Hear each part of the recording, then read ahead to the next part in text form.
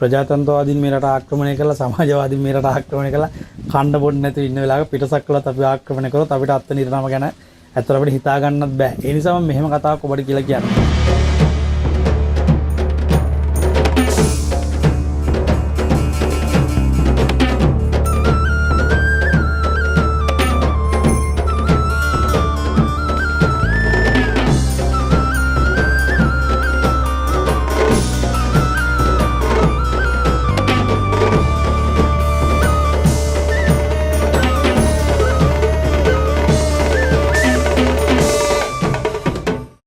අකමැතිම ප්‍රශ්නයක් කතා කරන්න, හැබැයි කතා කරන්න වෙනවා හේතුව ගොඩක් කට්ටිය මගේ මේ ප්‍රශ්නේ විමසලා තිබුණ නිසා. ඒ තමයි පිටසක්වල ජීවීන් විසින් ලෝකය ආක්‍රමණය කරනවාද කියන කාරණා සම්බන්ධයෙන් ප්‍රශ්නයක් අහලා තිබුණා.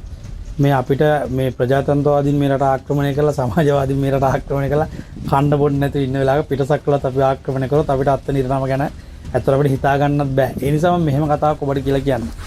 එක්තරා රටක් තියෙනවා ලෝකේ යුදමය අතින් බලවත් වෙච්ච.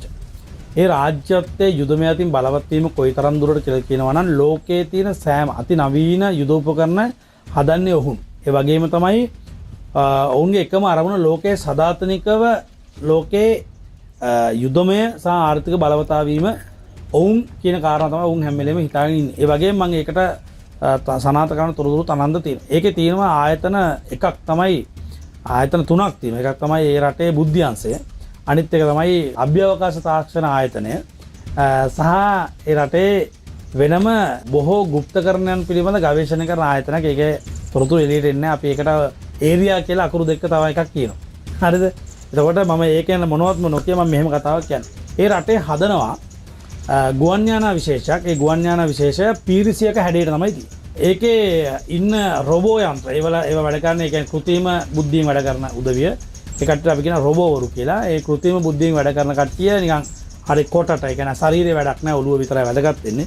ඔළුව ටිකක් ලොකුවට නිර්මාණය කරපු රොබෝ යන්ත්‍ර තියෙනවා. එතකොට ඒ රොබෝ යන්ත්‍ර ඒ කට්ටියගේ යම් අත්දැක බැලීම් කීපයක් තියෙනවා. ඒ අත්දැක බැලීම් තුලත් එක්කම යම්කිසි අවස්ථාවලදී යම් රටවලට ඒ කට්ටිය කොච්චර දුරට මේ ගුවන් යානය ධාවනය කරන්න පුළුවන්ද ඒ එක් ඉන්ධන යොදාගෙන කියන කාරණා පිළිබඳ පරීක්ෂණ යාලක් කරනවා. එතකොට මේ පියාඹන පීරිසිය කියන දේ පියාඹන පීරිසිය කියන දේ පිටසක්වලය කියලා එයාලා ලෝකේ ට්‍රෙන්ඩ් එකක් හදනවා.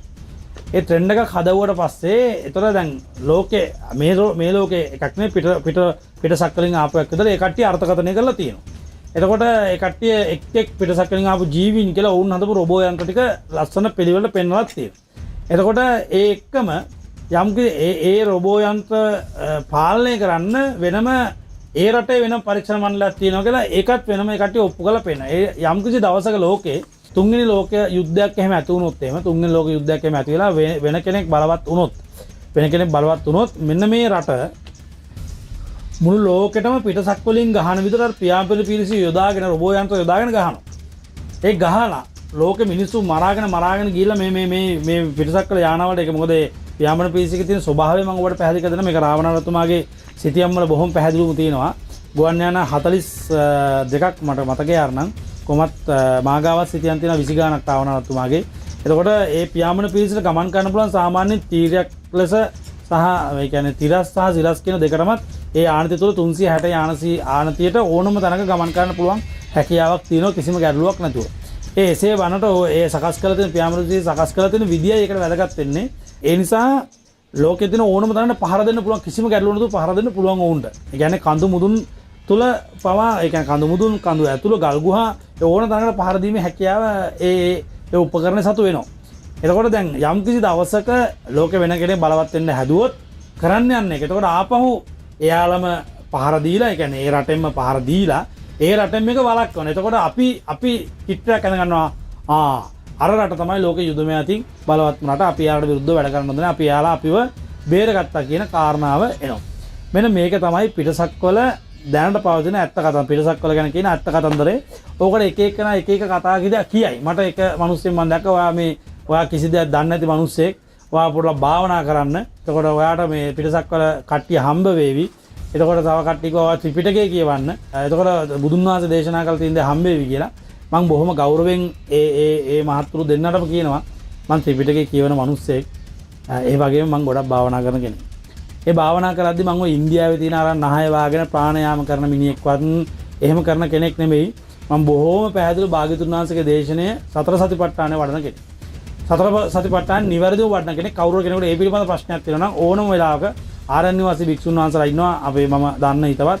මම ඒ තැන් වලට එක්කන නම් ඔබට එතකොට පැහැදිලි කරලා දෙන්නම් පාලි භාෂාවෙන්ම මේ මොකද්ද වෙද මහත්තයා කරන භාවනාව මොකද්ද කියන කාරණාව මම පැහැදිලි කරලා දෙන්න. එහෙම නැතුව මේ රටේ ගමේ ගොඩේ ඉන්න ඔය කියන සමහර දේශකයෝ සමහර හාමුදුරුවෝ වශයෙන් පෙනී සිටින උදවිය කියන දේවල් නෙමෙයි මම කතා කරන්නේ. මම කතා කරන්නේ සත්‍ය වශයෙන්ම භාග්‍යතුන් වහන්සේ විසින් දේශනා කරපු සතර සතිපට්ඨානයේ නිවැරදිව වඩන ක්‍රමය මම දන්න නිසා කවුරු හරි කෙනෙක් මට එහෙම චෝදනා කරනවා නම් මං හරි කැමති එතුමාගේ ලිපිනේ මට දෙන්න.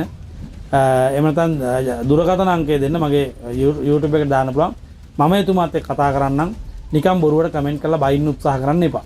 නොදන්න දේවල් කතා කරලා නිකන් පොරවල්ල වෙනවට වැඩිය හොඳයි.